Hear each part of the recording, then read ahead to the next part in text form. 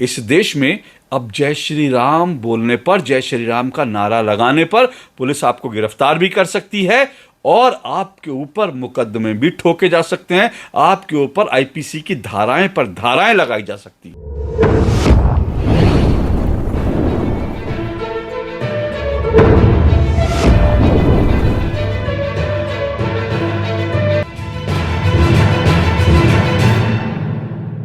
जय श्री राम, जय जय श्री राम। क्या आज अपने वीडियो की शुरुआत जय श्री राम से करके या अपने वीडियो की शुरुआत में ही जय श्री राम का नारा लगाकर मैंने कोई अपराध कर दिया है? क्या मैंने कोई क्राइम कर दिया है? क्या मैंने ऐसा कुछ कर दिया है या कह दिया है जिसके लिए मुझे गिरफ्तार किया जा सकता है, जिसके लिए मुझ पर मुकदमे ठोके जा सकते हैं, मुझ पर धाराओं की धाराएं लगाई जा सकती हैं? आप सोचेंगे मैं कैसी अटपटी सी बात कर रहा हूं या कैसा अटपटा सा सवाल कर रहा हूं, क्योंकि मैं अगर वीडियो की शुरुआत जय श्री राम से कर रहा हूं तो इसमें कौन सी बड़ी बात है। आप भी जय श्री राम बोलते हैं और आप और मैं नहीं बल्कि पूरा भारत, पूरा हिंदुस्तान जो है वो जय श्री राम बोलता है। घर घर में लोग जय श्री राम बोलते हैं, मंदिरों में लोग जय श्री राम बोलते हैं, सड़कों पर लोग जय श्री राम बोलते हैं, सुबह उठते हैं तो लोग जय श्री राम बोलते हैं, रात को सोने से पहले जय श्री राम बोलते हैं। और सिर्फ भारत में क्यों, अब तो पूरे दुनिया भर में जहां जहां हिंदू हैं या जहां जहां सनातनी हैं, जहां ऐसे लोग हैं जो भगवान राम में, भारत में आस्था रखते हैं, वो जय श्री राम बोलते हैं। तो फिर मैं ऐसा सवाल क्यों उठा रहा हूं? आप लोगों को ये बेतुका सवाल लग रहा होगा, लेकिन ये बेतुका सवाल नहीं है, ये बहुत इंपॉर्टेंट सवाल है। क्योंकि इस देश में अब जय श्री राम बोलने पर, जय श्री राम का नारा लगाने पर पुलिस आपको गिरफ्तार भी कर सकती है और आपके ऊपर मुकदमे भी ठोके जा सकते हैं। आपके ऊपर आईपीसी की धाराएं पर धाराएं लगाई जा सकती हैं। आप सुनकर हैरान हुए होंगे, लेकिन हैरान मत होइए। जहां जहां इस देश में कांग्रेस की सरकारें हैं या जहां जहां इस देश में ऐसी सरकारें हैं जिनको भगवान राम में कोई आस्था नहीं, जो हिंदुओं को हिंसक कहते हैं, जो सनातन को एड्स, डेंगू, मलेरिया कहते हैं, वहां वहां ये सब चीजें जो हैं हो सकती हैं और हो रही हैं।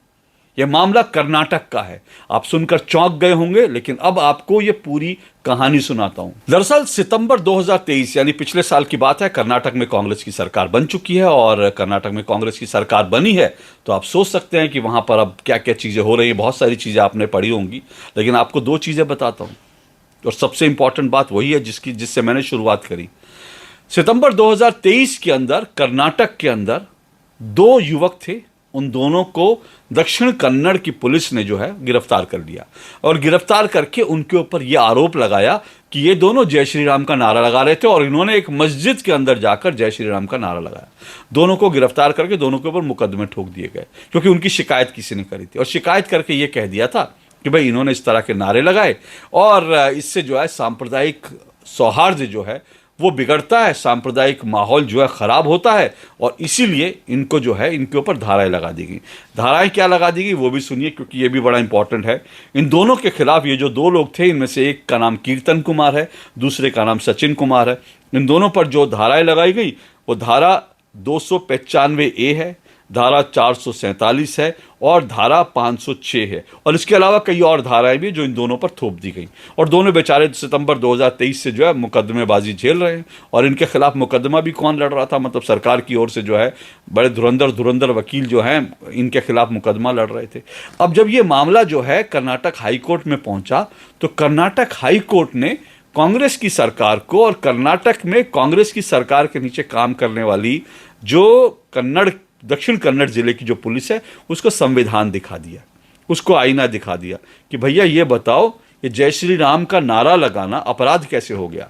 ये कहा कि दोनों मस्जिद के अंदर जाकर नारा लगा रहे थे। अब जब कोर्ट ने सबूत पूछा तो सबूत नहीं थे, मस्जिद के अंदर का कोई सीसीटीवी फुटेज नहीं था, मस्जिद के अंदर जो है नारा लगाने का कोई भी प्रमाण नहीं था। फिर ये हुआ कि ये दोनों तो बाहर पकड़े गए हैं और सीसीटीवी फुटेज इनको मस्जिद के बाहर दिखा रहा है। तो सवाल यह कि क्या इन्होंने मस्जिद के बाहर जय श्री राम का नारा लगाया, और अगर मस्जिद के बाहर जय श्री राम का नारा लगा दिया तो क्या ये अपराध हो गया, और ऐसा अपराध हो गया जिसके लिए उनके ऊपर मुकदमे ठोक दिए गए, जिनको अदालतों के चक्कर लगाने पर मजबूर कर दिया गया। और ये हो रहा है, ये कर्नाटक में हो रहा है। दोनों के ऊपर मुकदमे ठोक दिए गए और कहा कि ये कैसे लगा सकते हैं, और ये कहा गया कि भाई सांप्रदायिक माहौल खराब हो रहा है और जो है ये जो है तनाव पैदा हो रहा है। ये सब इनके ऊपर जो है इनके ऊपर आरोप लगाए गए। लेकिन कर्नाटक हाईकोर्ट ने बड़ा माकूल इस मामले में फैसला सुनाया। कर्नाटक हाईकोर्ट ने साफ तौर पर कहा कि जय श्री राम का जो नारा है वो लगाने से कोई अपराध थोड़ी हो जाता है। जय श्री राम का नारा लगाना कोई अपराध नहीं है भाई। भारत में कोई जय श्री राम का नारा लगा रहा है, ये कोई क्राइम नहीं है।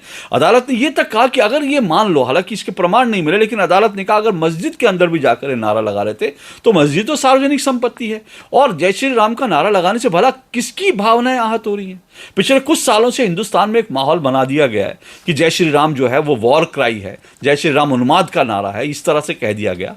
तो अदालत ने पूछा कि भाई जय श्री राम का नारा किसकी भावनाएं आहत हो सकती है, किसी भगवान का नाम लेने से किसकी भावनाएं आहत हो रही हैं, ये अदालत ने पूछा। और अदालत ने साफ तौर पर ये जस्टिस एम नाग प्रसन्ना ने कहा कि जय श्री राम को नारे लगाने को धार्मिक भावनाओं को ठेस पहुंचाने वाला कैसे कहा जा सकता है। फिर जिसने इस मामले में मुकदमा दायर किया था, जज ने उसको भी फटकार लगाई, क्योंकि इसने क्या कहा था, जिसने मुकदमा दायर किया था, इसने कहा कि हमारे यहाँ जो है बड़ा अच्छा सांप्रदायिक सौहार्द है, हमारे यहाँ हिंदू मुस्लिम बड़े प्यार से रहते हैं, गंगा जमनी तहजीब है। तो फिर अदालत ने पूछा अगर सांप्रदायिक सौहार्द से रहते हो तो जय श्री राम का नारा लगाने से आप क्यों परेशान हो गए। अरे सांप्रदायिक सौहार्द क्या, जय श्री राम का नारा लगाने से सांप्रदायिक सौहार्द खराब हो जाता है?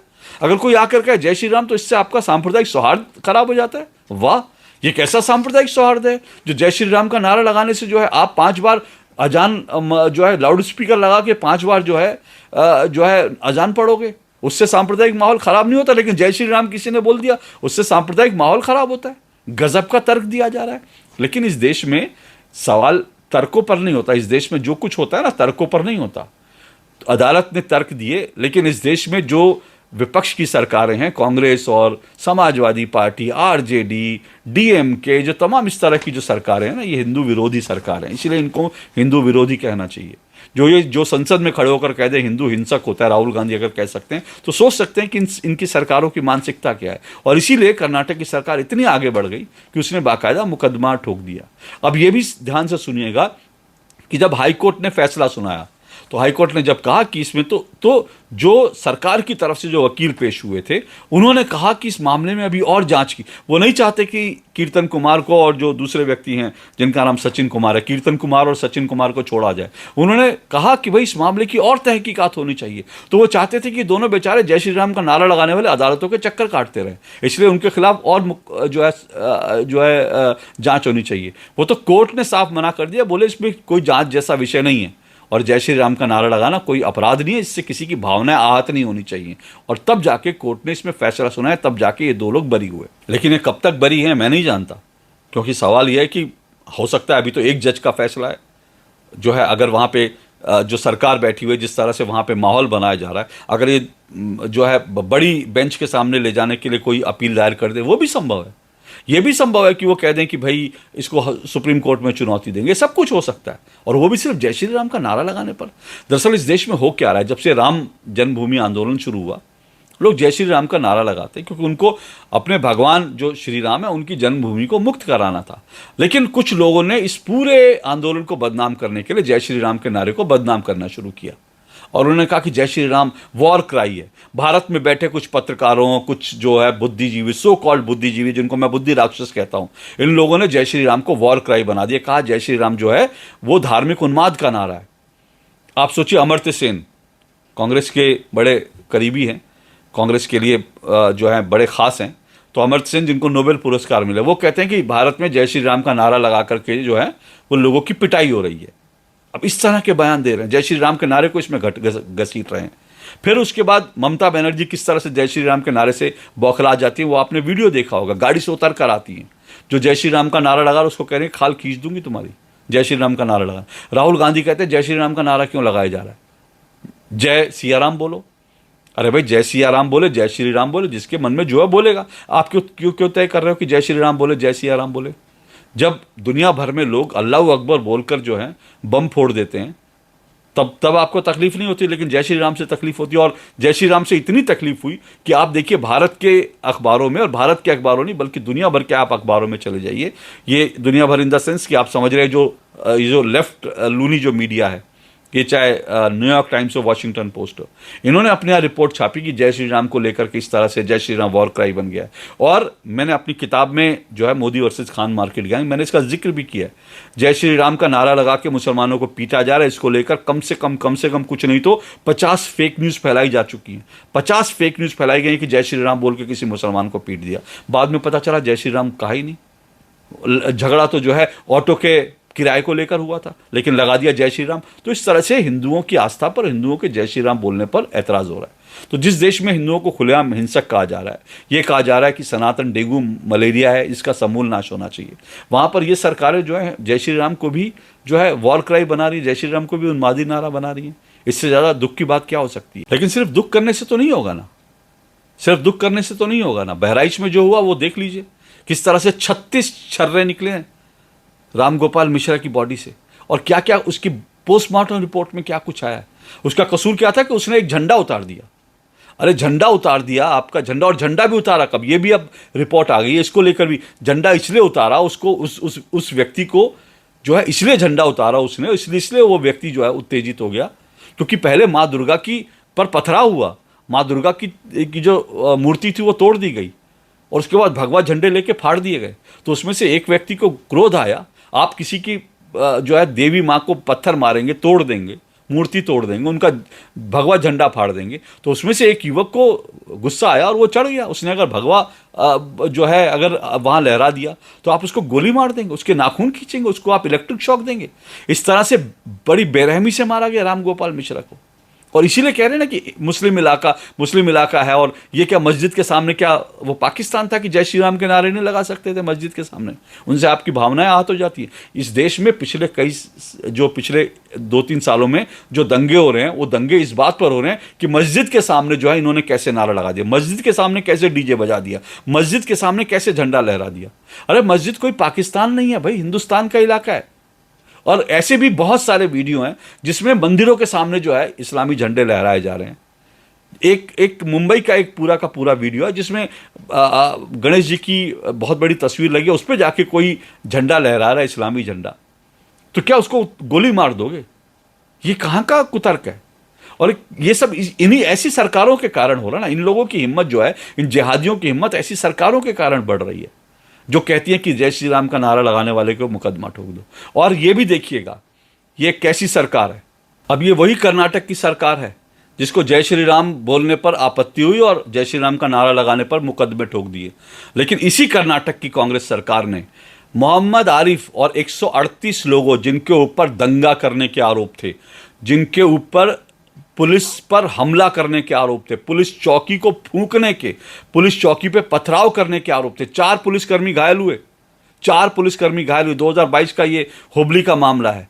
हुबली में जो भीड़ आती है दंगाइयों की और पुलिस चौकी पर हमला करती है, 4 पुलिसकर्मी घायल होते हैं, वहाँ पे आगजनी करती है, जितने वहाँ वाहन खड़े तो उनको आग लगा दी जाती है। तो मोहम्मद आरिफ जो एएमएम का असदुद्दीन ओवैसी की पार्टी का है, उस दंगाई को पकड़ा गया, उसके साथ 138 लोगों को पकड़ा गया। लेकिन कर्नाटक सरकार ने इन सब को माफ कर दिया, इन सब के मुकदमे वापस ले लिए। और सोचिए कि कर्नाटक में जो पुलिस थी, कर्नाटक की पुलिस, वो ये मुकदमा वापस लेने के पक्ष में नहीं थी। जो कानून विभाग था राज्य का, वो इस मामले को वापस लेने के पक्ष में नहीं था। जाहिर से बात है, इनको लगा होगा कि अगर पुलिस चौकी पर हमला करने वालों को इस तरह से छोड़ दिया जाएगा तो अगली बार फिर ये किसी चौकी पर हमला करेंगे, इनकी हिम्मत बढ़ जाएगी और अगली बार फिर दंगा करेंगे। लेकिन इसके बावजूद कर्नाटक की सरकार ने इनसे मुकदमा वापस ले लिया। लेकिन वही कर्नाटक की सरकार जो है जय श्री राम का नारा लगाने वालों को चाहती है कि इनकी और जांच हो, हाईकोर्ट के फैसले के बावजूद चाहती है इसकी और जांच हो। और चौंकिएगा नहीं अगर इस फैसले को चुनौती दे दी जाए, क्योंकि इनको हिंदुओं से नफरत है, इनको जय श्री राम से नफरत है, लेकिन दंगाइयों से मोहब्बत है, क्योंकि वो जिहादी दंगाई हैं। ये किस तरह की पार्टियां हैं, किस तरह के राजनीतिक पार्टियां हैं, सेकुलरवाद के नाम पर क्या खेल खेला जा रहा है, ये जानिए, समझिए, सोचिए। आज के लिए इतना ही। नमस्कार।